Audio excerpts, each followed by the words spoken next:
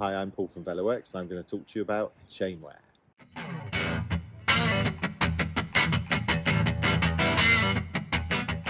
Over time, when you ride a bike, bicycle chains wear. This is something that you're not really told when purchasing a new bike. You get all excited, go pick up your bike, and they're very happy to sell you the bike. And it may be not until you go back after a year for a service or 6 months of heavy riding where you will find out that actually you should have replaced your chain much sooner, saving yourself lots of money. So here is a bicycle chain, and it's made up of lots of separate pieces of metal. Here we have an outer link and we have an inner link.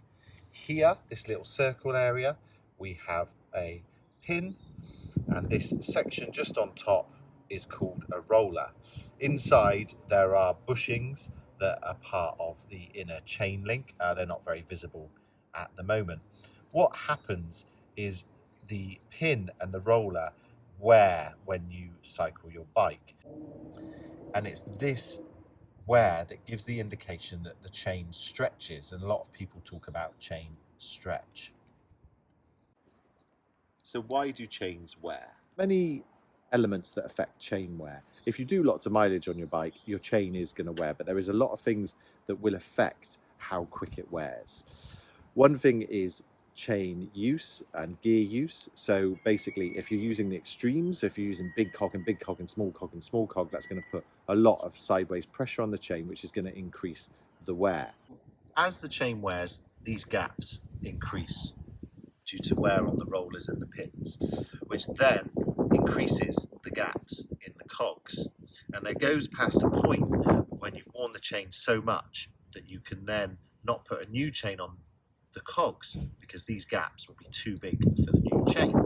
Therefore, if you wear your chain excessively, you require new cogs. Now, whilst on an 8-speed system, you could run a chain and you could just do a chain and cassette and the chain set, and it's around about the same cost as putting multiple chains on a bike.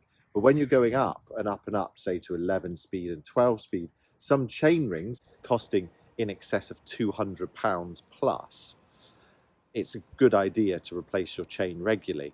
Also, myself and Sarah replace our chains at the right point, and this minimizes stress on the derailleurs and the drive train itself. So it's really good to replace your chain regularly, and I'm going to show you how to measure it.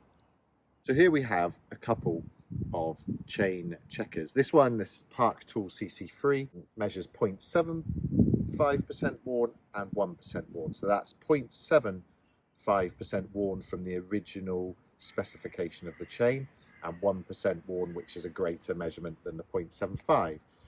This one is the CC 3.2. It does a bit of a different measurement, which is a bit more kind of modern measurement for chains, which is 0.75 and 0.5.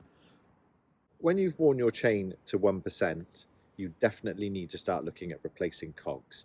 For this video, we're not going to worry about that because we want to be maintaining our chain, and therefore we want to focus on these two measurements.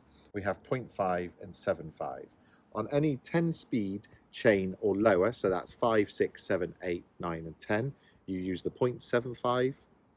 On 11 speed and 12 speed bikes, you use the 0.5. For some modern 12-speed systems, you need a different chain checker, so it's worth checking with the manufacturer and also the chain checker manufacturers itself. We'll always focus on Park Tool products because we love them, but there are other chain checkers, and it's always worth looking up the manufacturer's specifications. Here we have a new drive train. It's one we've replaced recently, so the chain is absolutely new. And at 0.5, this isn't going in. So this is measuring as a new chain. As this customer uses their bike, as mentioned, the rivets and the bushes are going to wear, and physically these gaps are going to feel like they increase, and this tool will fall into that gap. At 0.5 on 11 speed and 12 speed bikes is the point in which you can replace the chain without replacing the cogs. On this Sora system, you would use the 0.75 because it's a 9-speed system, so anything on 5, 6, 7, 8, 9 and 10, you use the 0.75 measurement. The 0.75 measurement is a greater measurement, so you would get more use out of this chain compared to an 11-speed, 12-speed chain. Here is an example of a badly worn chain at 1%.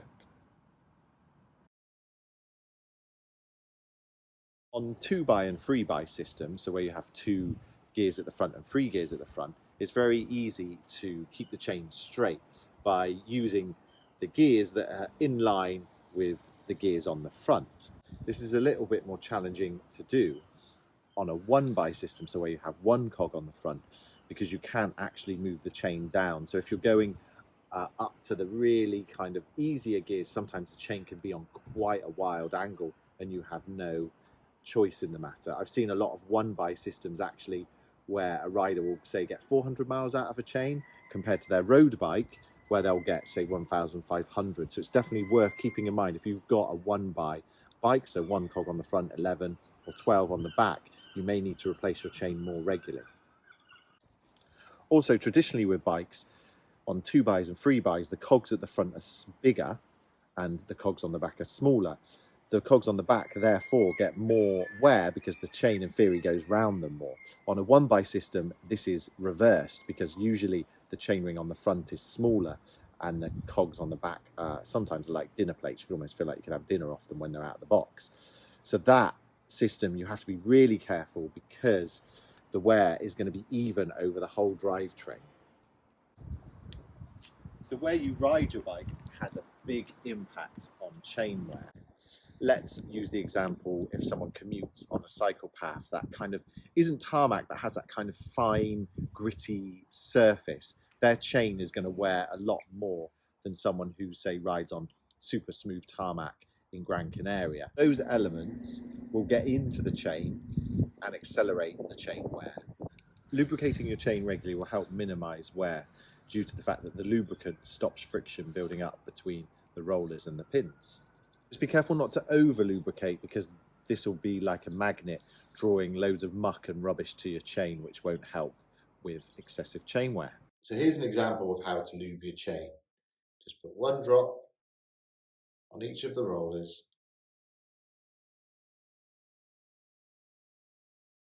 All the way around the chain. Spin the chain backwards and wipe off any excess. Thank you for watching, and we hope you enjoyed the video. Chain wear, chained lubricant is quite a huge topic, and the aim of this video is just to give you a little taste of what you can be doing to minimize chain wear and save costs when using your bike. We'd love it if you subscribe to our channel. If you have any questions or need any advice, please use the comment section below.